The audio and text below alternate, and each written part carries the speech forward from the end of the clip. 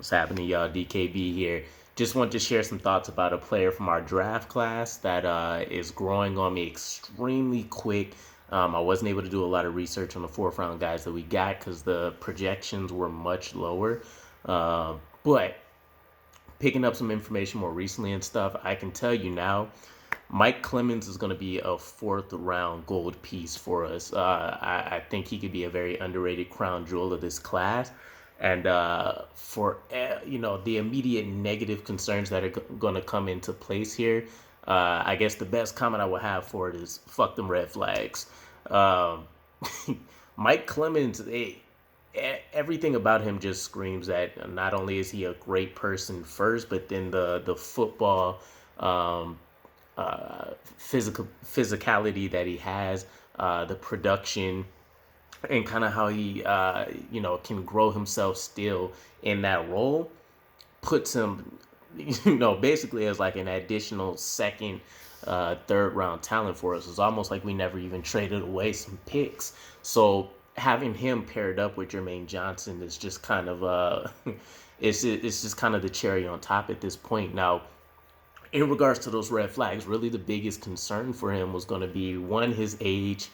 You can't do anything about that. He spent a couple extra years in college between, going from community college and then working his way up at Texas A&M. But it is what it is. Sometimes you have to buck the trends and go against the grain with certain things. And a lot of people, there's extreme situations out of there. The top one that comes to mind was the Brandon Weeden pick by the Browns. I think he was like almost 30 coming out of college.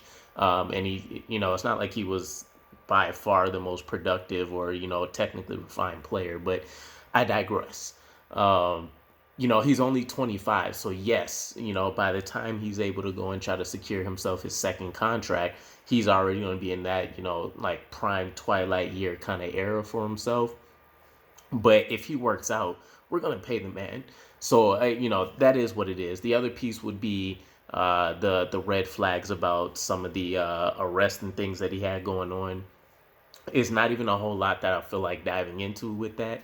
From what I recall, I know there was a couple of arrests. There was something like a weapon in his possession and I think some marijuana, and then they happen to be back-to-back charges or something like that.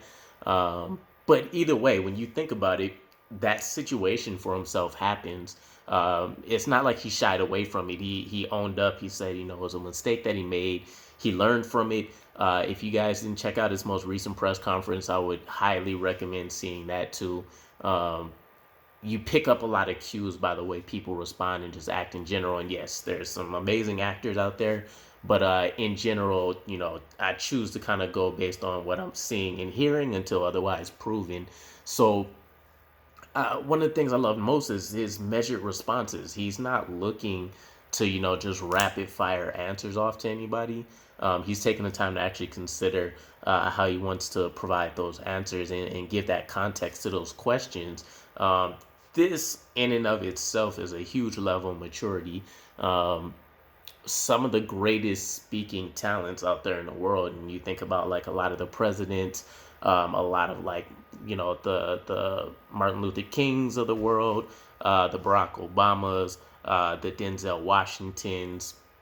A lot of these people, they have this kind of cadence and this kind of slow roundabout way of speaking to the audience or to whoever in general, but it's always coming from like this deep thoughtful place, and I really kind of enjoyed hearing that. The second thing is some of the comments that I hear from teammates past and present, and the main comment all the time is that you can tell, especially because keep in mind they're seeing him in a football setting almost the majority of the time.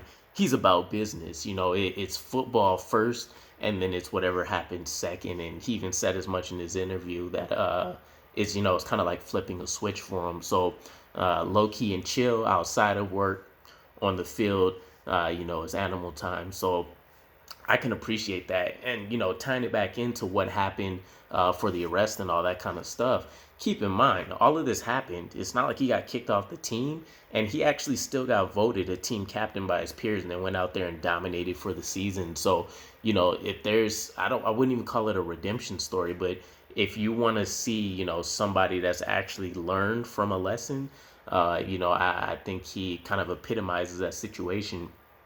And then when you think about kind of what his impact on us will be, short term and long term, right now he's immediately a key rotation player. Players like Bryce Huff, um, uh, I'm trying to think, the list of names is kind of growing crazy, but I know we just brought Vinny Curry back, Bryce Huff, Jabari Zuniga. Like a lot of these players now should feel like they're on the chopping block, which is key.